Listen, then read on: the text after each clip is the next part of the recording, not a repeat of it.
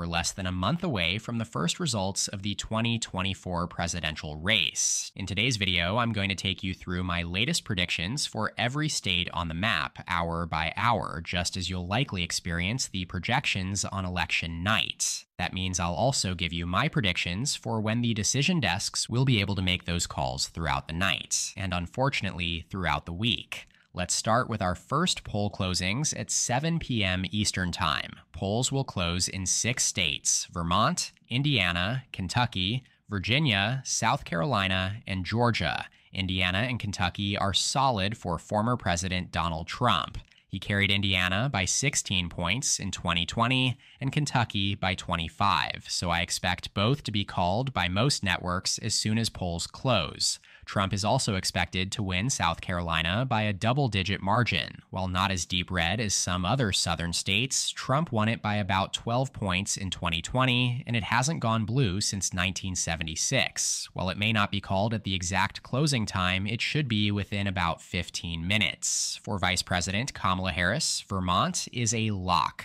This was the bluest state in the country in 2020 with a Biden margin of plus 35. As for Virginia and Georgia, those are more competitive and won't be called immediately. Both will go in the too close to call category as the night begins. Next up at 7:30 p.m., polls will close in Ohio, West Virginia, and North Carolina. West Virginia will be called immediately for Trump, as it continues to be one of the most Republican-leaning states in the country. Trump won West Virginia by 40 points in the last election, so there's no question about the outcome here. For Ohio and North Carolina, however, it will be too early to call when the precincts close. Ohio might be called earlier than it has been in decades. Trump won the state by 8 percentage points in both 2016 and 2020, and polling has him ahead by about the same margin right now. Still, it will be marked too close to call for the moment. North Carolina is a key battleground, like Georgia, where the race could be decided by just a couple of points, or even less. Don't expect a call for at least an hour or two, possibly longer, depending on that margin. That being said, it is worth noting that both North Carolina and Georgia tend to count their votes more quickly compared to other battlegrounds, and they'll have a head start, and therefore should be the first two core battlegrounds to be called. For your reference, those other battlegrounds are Pennsylvania, Michigan, and Wisconsin, and then Arizona and Nevada. These latter two will be the slowest, but we'll get to that later on. Next, we head into the 8 o'clock poll closings, which will be the largest of the entire night, accounting for over 170 combined electoral votes. This includes nearly the entire Northeast outside of New York, with the key battleground state of Pennsylvania, a state that might be the single most important one on the map. Also closing at this hour are Illinois in the Midwest and several southern states, including Tennessee, Alabama, Florida, Mississippi, Missouri, and Oklahoma. Before we dive into these states, though, I want to pay a quick shout out to the sponsor of this video, MyHeritage. I've partnered with MyHeritage because I think researching your family history is incredibly important. Knowing where you come from helps you understand so much more about who you are. In fact, after using MyHeritage, I found out through conversations with my relatives that I have numerous cousins on my German side of the family that my parents didn't even know about before we used the site. And building a family tree with MyHeritage is super easy, and I'll show you how I've been working on mine. You can manually add family members, upload photos to make profiles more personalized, and watch your tree grow. One of the most powerful features of MyHeritage is their access to over 20 billion historical records. That's right, 20 billion. You can dig through census records, birth and death certificates, marriage licenses, immigration papers, and so much more to uncover details about your ancestors. Finally, MyHeritage also offers an exciting feature called Deep Nostalgia, which allows you to animate your old family photos. With this tool, you can bring historical photos to life by making the faces in them move, smile, and blink. Now, if you're ready to explore your own family's past, MyHeritage is offering a 14-day free trial with full access to all of their features, so you can get started right away. The link to sign up is at the top of the description below, so make sure to check it out so you can start building your family tree today.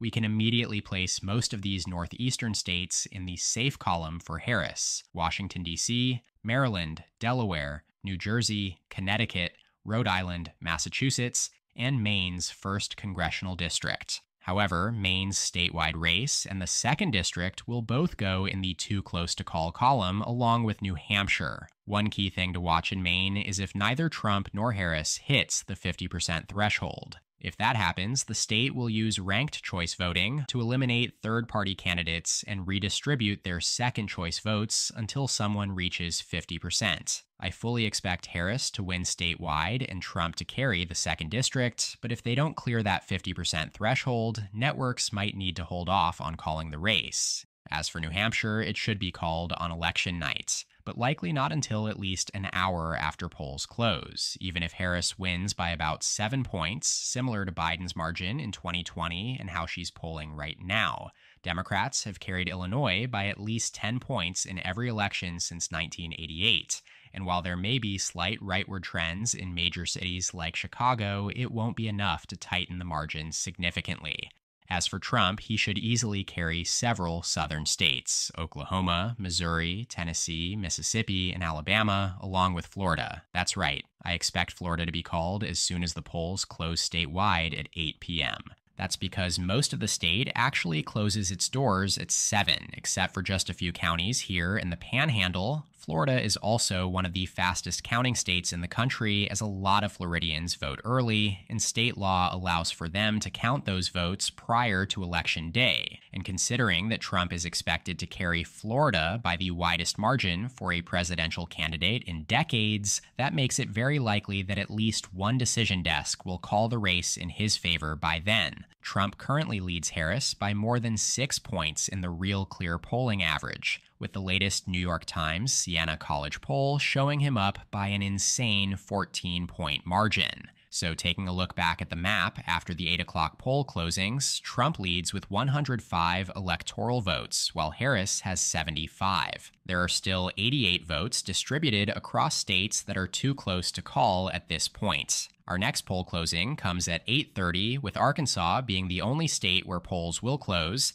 and it will be called instantly for Trump. He carried Arkansas by 28 points in 2020, so we can expect a quick projection here. Now, between the 8:30 and 9 o'clock poll closings, I anticipate we might get a call in Ohio. Typically, Democrats jump out to an early lead there due to early and absentee votes being counted first, but Republicans close the gap and take over as the Election Day votes are tallied. It's just a matter of when Trump will overtake Harris in the count, and once he does, he's expected to expand that lead. Trump won Ohio by 8 points in 2020 and holds that same lead in the 2024 polls. So let's go ahead and add Ohio's 17 electoral votes to Trump's tally now. Though Ohio is a must-win state for Republicans, it no longer plays the decisive role it once did. In past elections, winning Ohio meant winning the White House, but now it's more critical for Republicans than Democrats, who don't rely on it in their path to 270 electoral votes anymore.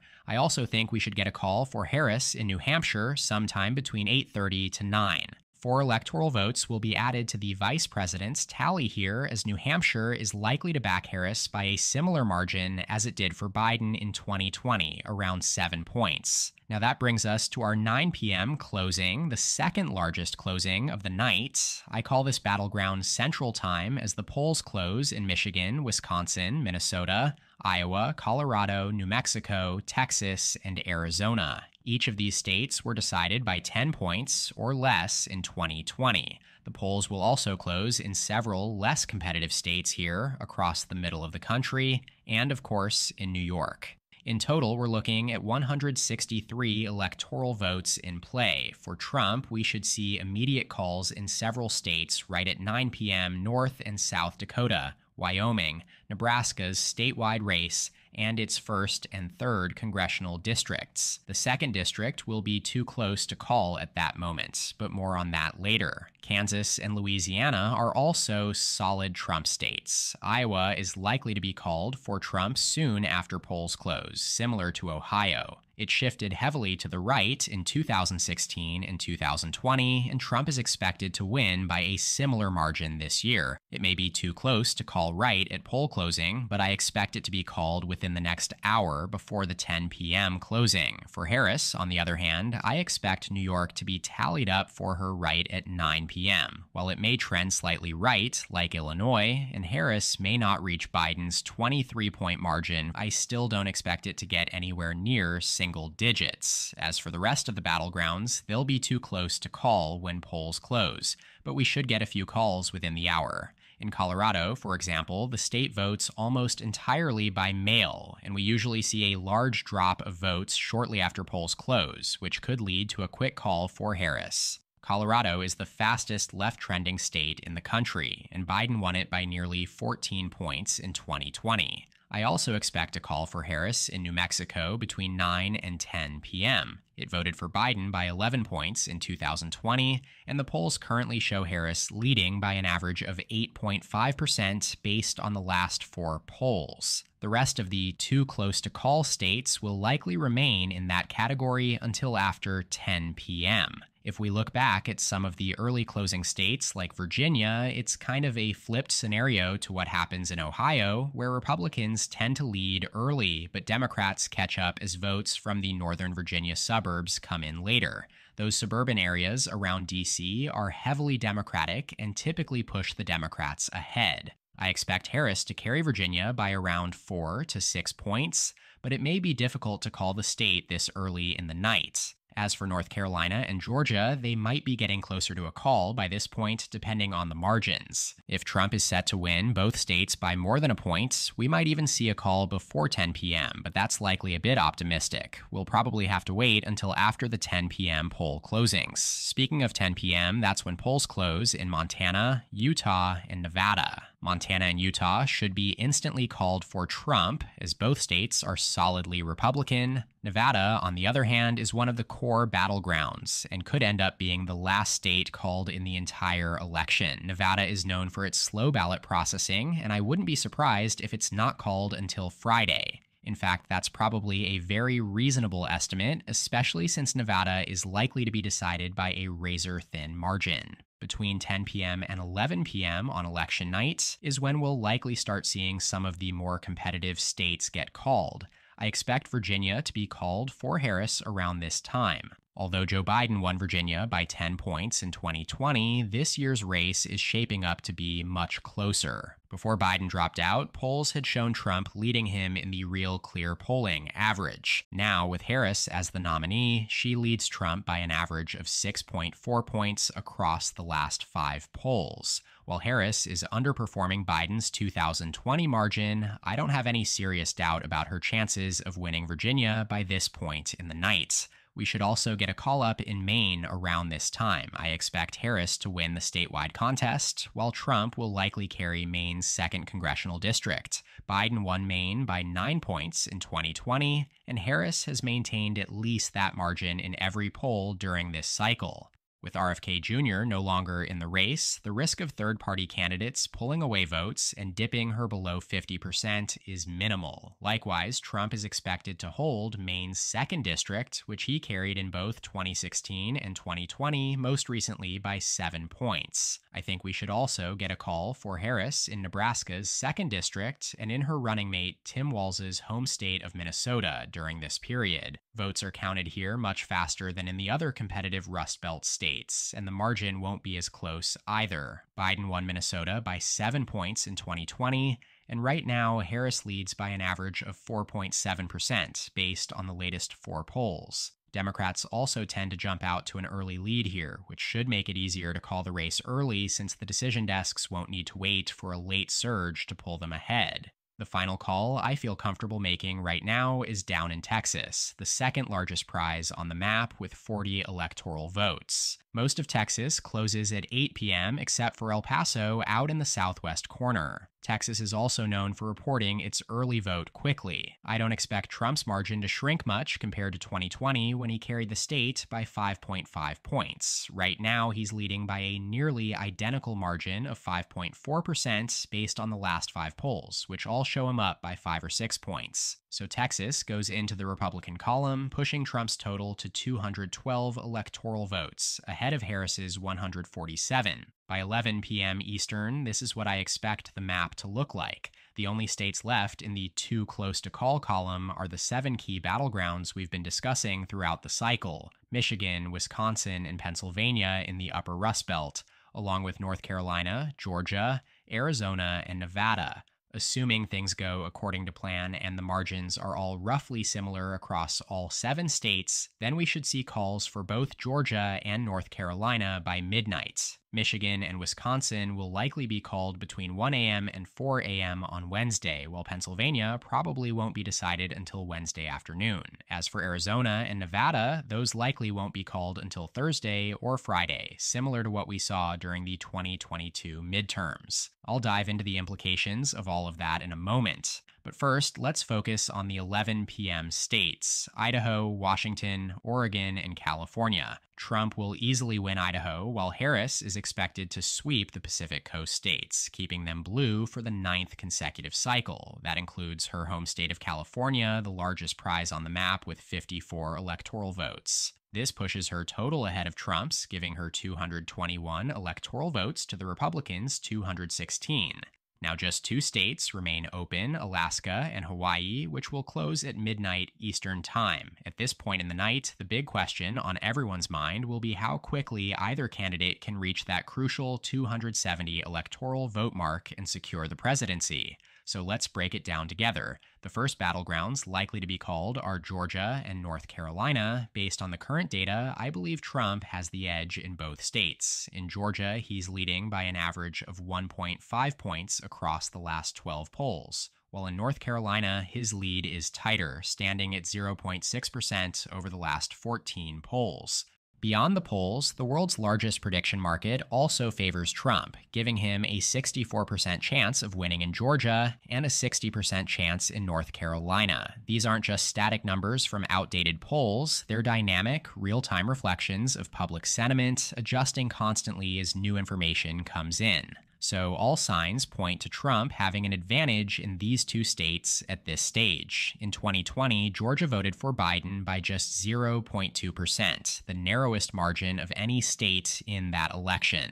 This victory was largely driven by high turnout among black voters, especially in Atlanta, one of the country's fastest growing and diversifying cities. However, in 2024, Trump has made significant gains among black voters. Polling crosstabs show him up nearly 18 points with this demographic compared to 2020. Even if Democrats lose just half of that support, it could be a decisive factor given how tight the race was in 2020. Georgia's more religious and socially conservative population, which isn't as driven by issues like abortion compared to battlegrounds like Wisconsin, Michigan, Pennsylvania, Arizona, or Nevada, also favors Trump. Now on to North Carolina. Although it's competitive, Democrats haven't won a federal election here since 2008. Trump carried North Carolina in 2020 by just over a point, making it generally the most Republican-leaning battleground state. With that in mind, I'm also putting North Carolina in Trump's column here. Together with Georgia, Trump now sits at 248 electoral votes, 22 shy of 270. There are still 5 key states that remain too close to call, and I don't expect any of them to be decided before midnight when polls close in Alaska and Hawaii.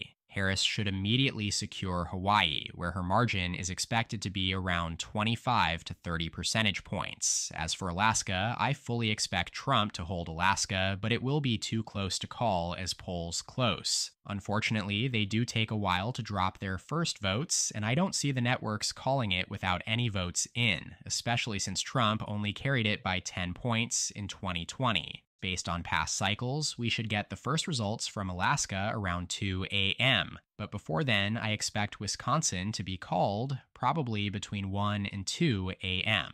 For those of you following my channel throughout the cycle, you'll know I've been skeptical of Kamala Harris's chances in Wisconsin. She is a demonstrably weaker candidate compared to Biden among older, working-class white voters. Wisconsin is also whiter, more rural, and less college-educated than the other 2 Rust Belt battlegrounds. Adding to that, Wisconsin was the site of two major polling misses for Trump in 2016 and 2020. He overperformed by 7 points in 2016 and nearly 8 points in 2020. So if Trump does overperform among the white working class, Wisconsin would be the front line for that. It's also worth noting that Harris's edge here in the polls has narrowed to its narrowest margin since she became the nominee. All of these factors lead me to continue to give Trump the edge here as we place it in his corner. That gets him to 258. Assuming Alaska is called for him soon after, that brings him to 261, meaning Trump would only need to win one of the remaining states except Nevada to reach 270 and become the president-elect.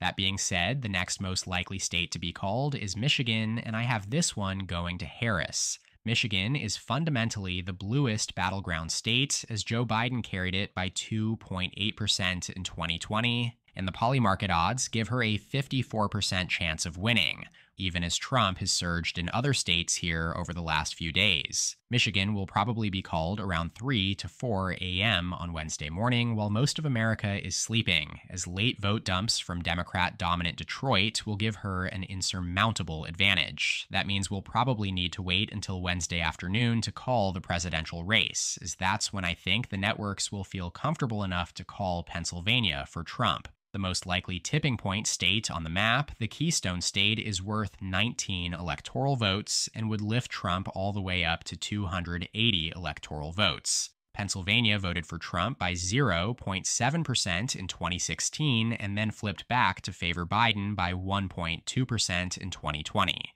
Now again, in 2024, whoever wins Pennsylvania will most likely win the presidency. Right now, Polymarket gives Trump a 54% chance to flip Pennsylvania, while the polling average shows an exact tie. Trump has managed to close the gap that Harris held for most of September. Now back to the map, this leaves us with Arizona and Nevada. I expect Arizona to be called for Trump by Thursday night, as the late arriving absentee ballots here tend to favor Republicans more heavily. Remember in 2020, Fox News called Arizona too early, not realizing that unlike most states, late arriving ballots in Arizona lean Republican and narrowed the margin to just 0.3%. While Biden managed to hold on, I don't think Harris will be as fortunate this time. Polymarket actually gives Trump his best odds here of any state at 67%, likely due to favorable polling trends, with Trump leading by 1.4% in the real clear polling average of the last 11 polls. He's led in 8 of them. As for Nevada, this state may not be called until Friday at the earliest. It's the reverse scenario compared to Arizona. Trump will probably lead early on, but the final drops from Clark County, which surrounds Las Vegas, are likely to push Harris over the top. Right now, I think Harris has the edge in Nevada, with Polymarket giving her a 52% chance to win and a slight lead of just over a point in the polling average. So that just about wraps up this hour-by-hour prediction for election night 2024. Trump is projected to win the race by Wednesday afternoon, ending up with 291 electoral votes to Harris's 247. As always, feel free to let me know in the comments what you think of this map and suggest any other videos or topics you'd like to see in the future. Again, I want to give another shout out to MyHeritage for sponsoring this video. Scan this QR code or click the link in the description to get a 14-day free trial. That does it for today's video though. Shout out to my channel members in the description below. Make sure to subscribe to my channel down below, and please leave a like on the video if you enjoyed it. You can check out more content from my channel here, and as always, thank you so much for watching. I'll see you next time. EP out.